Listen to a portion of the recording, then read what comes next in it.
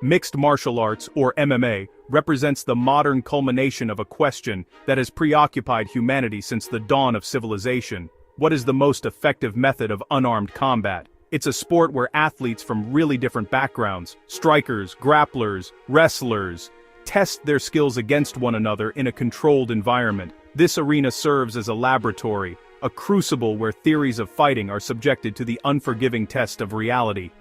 The global appeal of MMA lies in this fundamental inquiry. It's not merely a spectacle of violence, but a profound exploration of physical and strategic excellence, where the objective is to solve the complex problem presented by a resisting opponent. The sport's framework allows for a vast array of techniques, encompassing everything from punches and kicks to takedowns and submissions. The fundamental premise of MMA is the integration of all fighting ranges. A contest can begin at a distance, where striking arts like boxing and Muay Thai dominate. It can then transition into the clinch, the domain of wrestlers and judo practitioners. Finally, it can move to the ground, the world of Brazilian jiu-jitsu and submission grappling. This synthesis is what makes the sport so uniquely compelling and intellectually demanding. An athlete just can't be a one-dimensional specialist and hope to achieve consistent high-level success. They must become a generalist, fluent in the languages of all ranges of combat.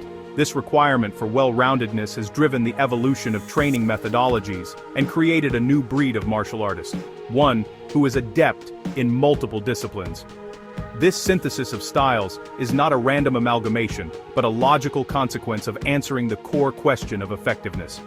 When you remove the arbitrary rules that separate one martial art from another, you create a metagame where the most efficient solutions naturally rise to the top. A boxer's powerful jab is an excellent tool, but it must be adapted to defend against a wrestler's takedown.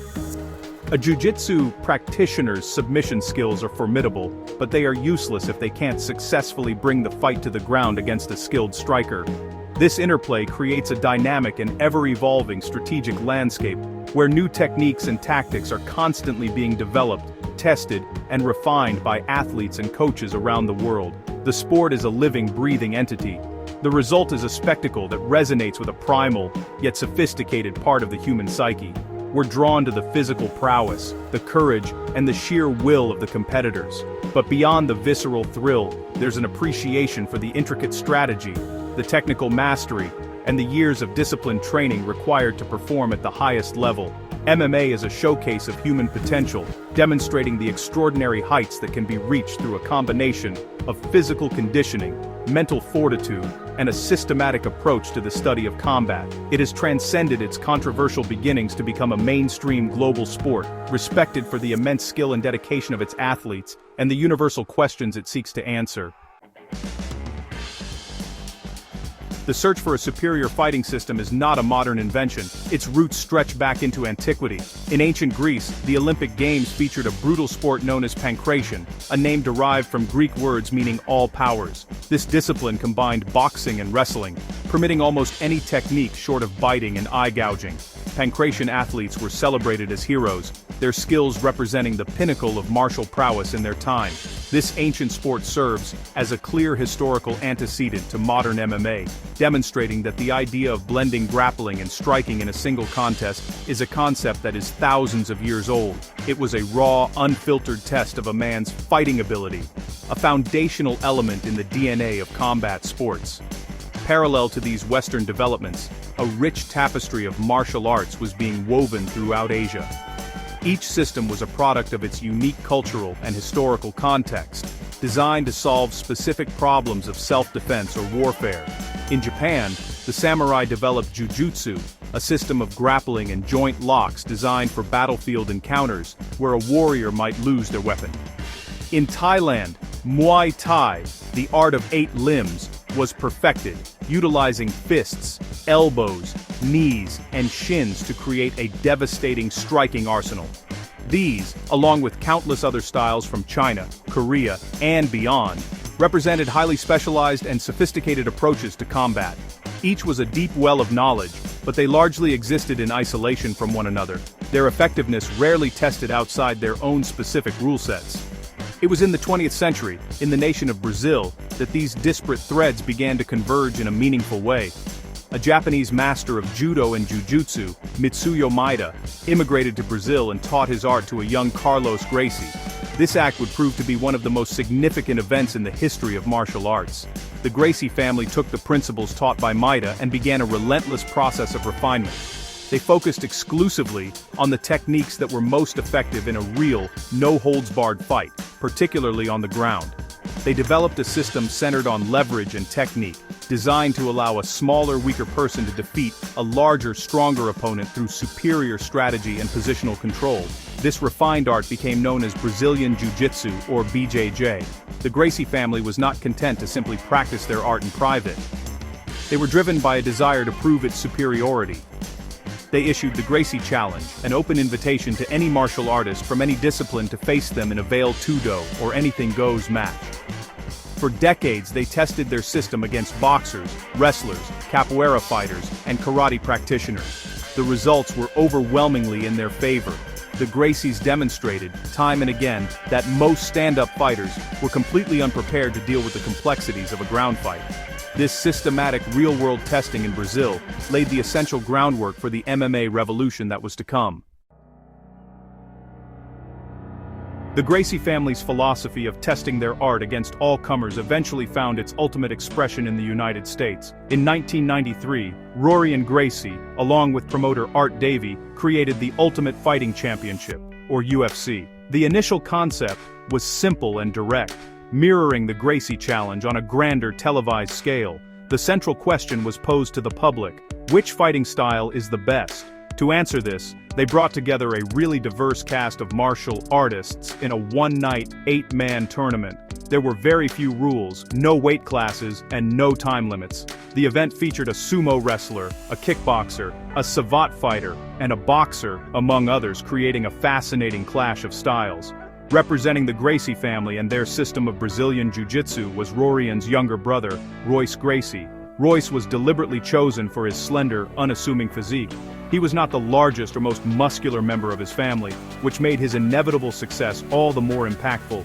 In the early UFC events, Royce systematically dismantled his larger, more imposing opponents. He would weather their initial striking onslaught, close the distance, secure a takedown, and inevitably force them to submit with a joint lock or a choke.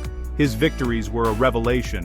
They provided undeniable proof of the principles his family had championed for decades. That in a real fight, knowledge of ground grappling was not just an advantage, it was a necessity. The early UFC events were raw, controversial, and captivating. They were marketed not as a sport, but as a spectacle to determine martial supremacy, famously advertised with the tagline, "There are no rules." This approach generated immense public interest, but also drew significant political backlash. The visceral nature of the contest led to accusations of barbarism, and the events were banned in many states and dropped from pay-per-view providers. For a time, it seemed as if the grand experiment might be a short-lived one, destined to fade into obscurity as a fringe spectacle. The UFC was forced underground, but the seeds of a revolution had already been planted in the minds of fighters and fans. The fundamental lesson from these early tournaments was clear. A single discipline specialist was at a significant disadvantage. The striker who could not stop a takedown was helpless. The grappler who could not navigate the dangers of an opponent's punches and kicks was vulnerable. This realization forced a paradigm shift in the martial arts world. Fighters began to understand that to compete successfully in this new format, they could no longer afford to be just a boxer, a wrestler, or a jiu-jitsu player. They had to cross-train. They had to learn the skills necessary to fight in all ranges of combat. This was the true birth of the mixed martial artist as we know them today. Faced with political opposition and the threat of extinction, the UFC was forced to evolve. The no-rules marketing was abandoned in favor of a new direction, transforming the spectacle into a legitimate, regulated sport. This was a critical turning point in the history of MMA. The new ownership, led by Dana White and the Fertitta brothers, began working with state athletic commissions to establish a unified set of rules. This effort was aimed at increasing fighter safety and making the sport more palatable to regulators and a mainstream audience. The introduction of weight classes, time rounds, and a list of fouls was essential to this transformation. The new regulations fundamentally changed the nature of the competition while preserving its core identity. Gloves became mandatory, protecting both the striker's hands and the opponent's face from superficial cuts. Prohibitions against tactics like groin strikes, eye gouging and headbutts made the sport safer without compromising its integrity as a test of fighting skill. The implementation of a 10-point must system for judging rounds provided a clear framework for determining a winner in fights that went the distance. This process of codification was painstaking, but it was the necessary price for legitimacy. It allowed the UFC to escape its human cockfighting label and gain sanctioning across the United States, and eventually, the world. As the rules became more sophisticated, so too did the athletes. The first generation of fighters were specialists learning new skills. The next generation grew up as true mixed martial artists, training in striking, wrestling, and grappling from the very beginning of their careers. This led to a dramatic increase in the overall skill level of the sport. Champions like Georges St-Pierre, Anderson Silva, and John Jones emerged, fighters who displayed a seamless integration of disciplines. They could outstrike the strikers and outgrapple the grapplers. These athletes became global superstars, their incredible abilities showcasing the sport's depth and complexity to a rapidly growing fan base. Their professionalism inside and outside the cage helped to further legitimize MMA. This era also saw a greater emphasis on the athletic and strategic aspects of the sport.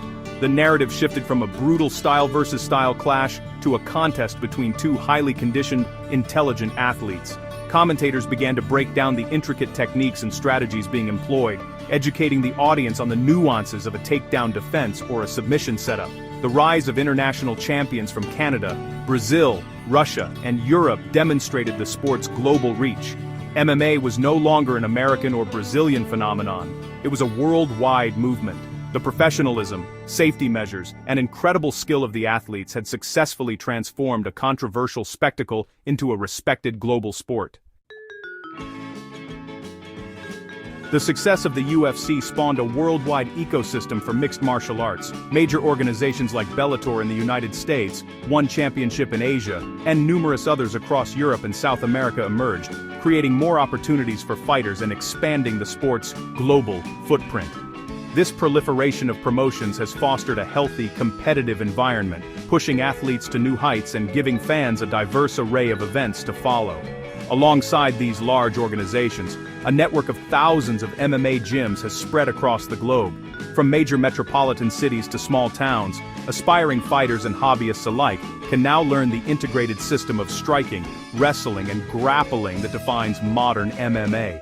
At its core, MMA is a language of problem solving. It is a synthesis of the most effective techniques from a multitude of martial arts, blended into a coherent and functional system. The stand-up game incorporates the footwork and punching of boxing, the powerful kicks of karate, and the devastating knees and elbows of Muay Thai.